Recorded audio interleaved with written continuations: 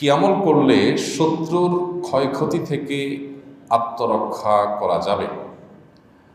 যে আমলের মাধ্যমে শত্রুর ক্ষয়ক্ষতি থেকে বাঁচা যাবে সে আমল হলো নবী করিম সাল্লাল্লাহু আলাইহি ওয়াসাল্লামের শেখানো দুটি আমল আমি বলতে পারি, আরও সাথে কিছু আমল সম্পর্কে বলা যায়। স্পেশালি দুটি দোয়ার কথা বলতে পারি।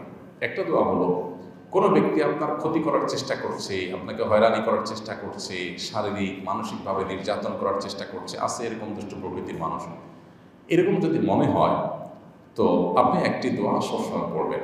নবী করিম সাল্লাল্লাহু আলাইহি ওয়াসাল্লাম কোনো ব্যক্তি তার ক্ষতি করতে পারে এরকম আশঙ্কা বোধ করলে তার ক্ষতি থেকে বাঁচার জন্য এই দোয়া পড়তেন। দোয়াটা হলো, আল্লাহুম্মা ইন্না নাজআলুকা ফি নুহুরিহিম ওয়া নাউযু বিকা মিন শুরুরিহিম। আল্লাহুম্মা ইন্না নাজআলুকা ফি নুহুরিহিম ওয়া নাউযু বিকা মিন শুরুরিহিম। অর্থাৎ, হে আল্লাহ, যারা আমার ক্ষতির চেষ্টা করছে, শত্রুতা করার চেষ্টা করছে, তাদেরকে উপযুক্ত শাস্তি দিয়ে দমন করার জন্য, তাদেরকে শেষ করার জন্য আমি আপনার কাছে দায়িত্ব অর্পণ করলাম। আপনি মেহেরবানি করে আমার হয়ে আপনি তাদেরকে উপযুক্ত শাস্তি দিন, তাদের থামিয়ে দিন, তাদেরকে দমন করুন, তাদের শেষ করুন।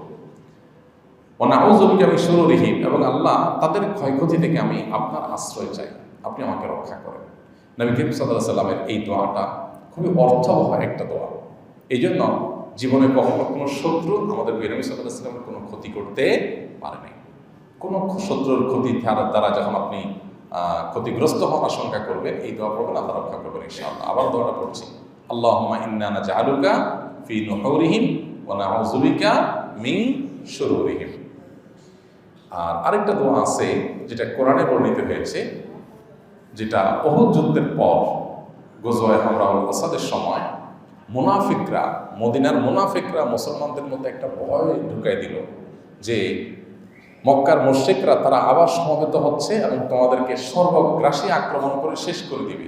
এমনিতে মুসলমানরা উহুদ যুদ্ধে নবী করিম সাল্লাল্লাহু আলাইহি ওয়াসাল্লামের একটা গাইডলাইন থেকে একটু বোঝের ভুল থেকে সরে যাওয়ার কারণে যখন পর্যদস্ত হয়েছে, 70 জন সাহাবী শাহাদাত বরণ করেছে, অনেকে আহত হয়েছে, স্বয়ং নবী করিম সাল্লাল্লাহু আলাইহি ওয়াসাল্লামের দাঁত মোবারক ভেঙেছে, রক্তাক্ত হয়েছেন, অনেক সাহাবীরা আহত হয়েছেন, অনেকে শাহাদাত বরণ করেছেন।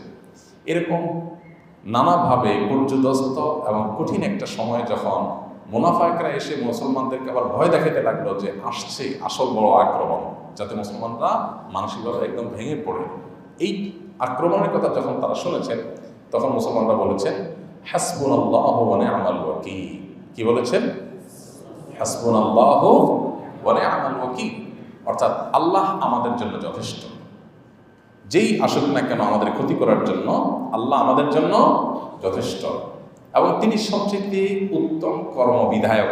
আমাদের পক্ষ থেকে যে কোনো কিছুকে করবার জন্য তিনি সর্বোত্তম প্রতিনিধি বা সর্বোত্তম কর্মবিধায়ক, সবচেয়ে উত্তমভাবে আমাদের কাজটা তিনি করতে পারবেন। তার উপরে আমরা ভরসা করলাম।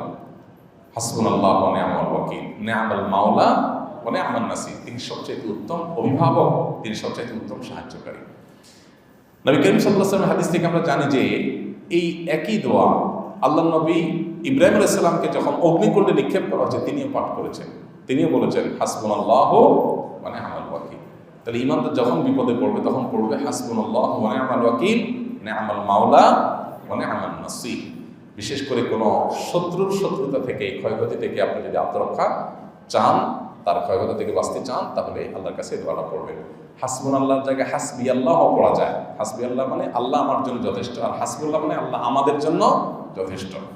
তো এক বছর একটা বহু বছর, হাসবি আল্লাহ ওয়া নি'মাল ওয়াকিল, নি'মাল মাওলা ওয়া নি'মান নাসির। তাহলে শত্রুর ক্ষয়ক্ষতি বাঁচার জন্য যে আল্লাহুম্মা ইন্না নাজআলুকা ফি নুহুরিহিম ওয়া নাউযু বিকা মিন শুরুরিহিম, আর হাসবি আল্লাহ ওয়া নি'মাল ওয়াকিল, নি'মাল মাওলা ওয়া নি'মান নাসির, এই দুটি দোয়া পড়বেন।